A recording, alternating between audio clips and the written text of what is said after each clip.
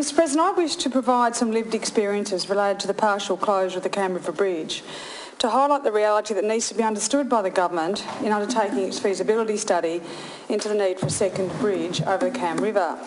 Unfortunately, I can't bring these people to Parliament. It's just not that easy.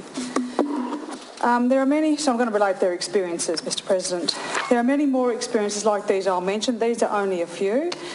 And I encourage others impacted by the partial closure to provide details to the Minister through this process. It has been a very difficult time for so many, and people with questions or concerns regarding individual or shared challenges related to the partial closure of the bridge at the time were advised to call a 1300 number. So, Mr President, this is just a brief summary of some of the realities a partial, let alone a full closure of the bridge created. Mr President, after being told to encourage constituents to call the 1300 number, I heard directly from one who did just that. They called the 1300 number to report issues related to the emergency services and bus priority route through the Somerset CBD to the Bass Highway via the Murchison Highway, then over the bridge. This local resident rang to pass on their observations from the steps of the Somerset Post Office to where she walked to from her home that overlooks these intersections. Both of these intersections were crucial to the working and functionality of the priority route and were choked with vehicles. Thus, the plan to create an emergency services vehicle and fast-track bus route was actually not working. It was clear there needed to be more traffic controllers on the ground to manage the situation and ensure buses and emergency vehicles could get through without delay. My constituent received a scripted response from the person who answered the 1300 number, stating that someone would respond to them within 10 business days. When my constituent pointed out that they were actually trying to help by letting the relevant authorities know about the issue so the problems could be rectified for the remainder of the week, my constituent was informed they did not have sufficient resources to respond earlier. My constituent then rang the police non-emergency number. This call was transferred to the Hobart radio room to advise police that the bus and emergency services route was blocked and no vehicles were moving in Somerset as all intersections were choked. My constituent suggested there need to be more police intervention to direct traffic. Again, my constituent was told the police department had insufficient resources as they were responding to other road incidents in the state. And I certainly acknowledge that there was a high level of demand on our police and emergency services over this time. The Hobart radio room then advised my constituent they should go into, in person, the Burnie police station to discuss the situation. However, at that time there was no way out of Somerset, to drive out of Somerset, not even if they caught the free bus, because they were all caught up in the choked intersections. Why is this important, Mr President?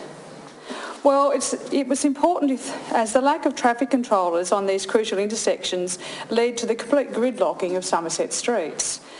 A constituent tried really hard to raise that and get attention.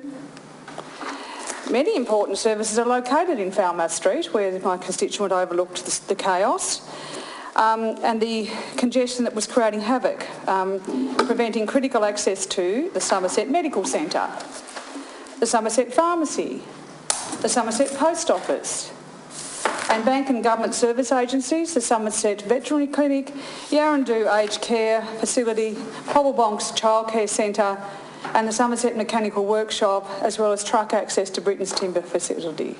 That's just to name a few in the immediate vicinity. That's not even going back along the street. The Somerset Fire Station access was also impacted, completely blocked, and making any emergency fire response extremely difficult.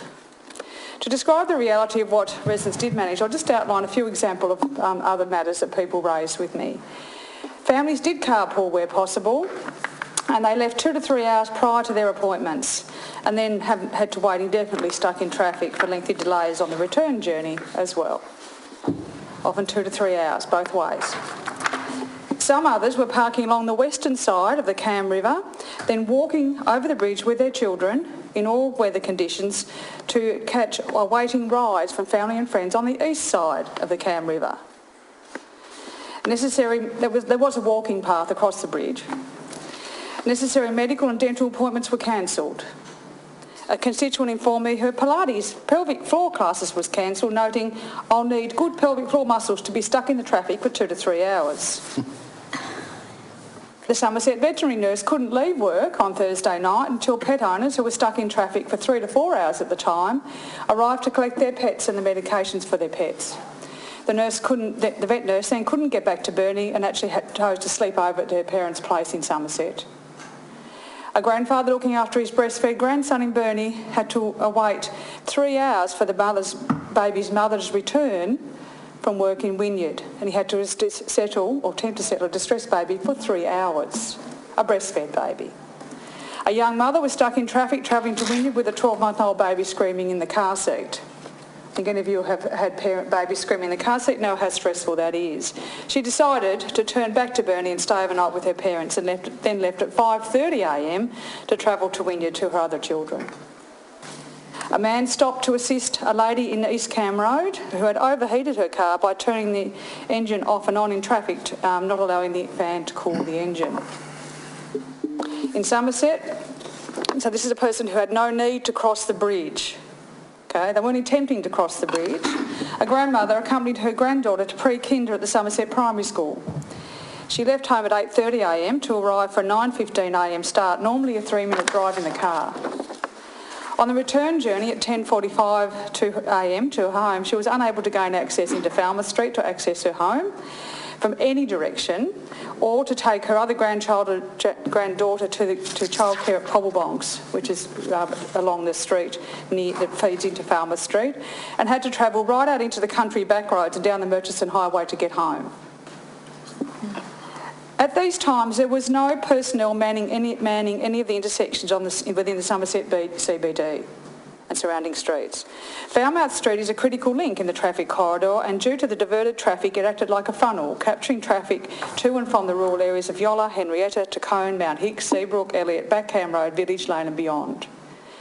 Mr President, I do acknowledge the work done by the work crews to see the bridge fully open now, and the work of the traffic controllers when they were there. It is, however, important that the very real challenges people face could occur again if the single bridge was to be obstructed again, either on the bridge or at the entry or exit from the bridge. It's important that these and other experiences are noted, as in the absence of a second bridge, it could happen again.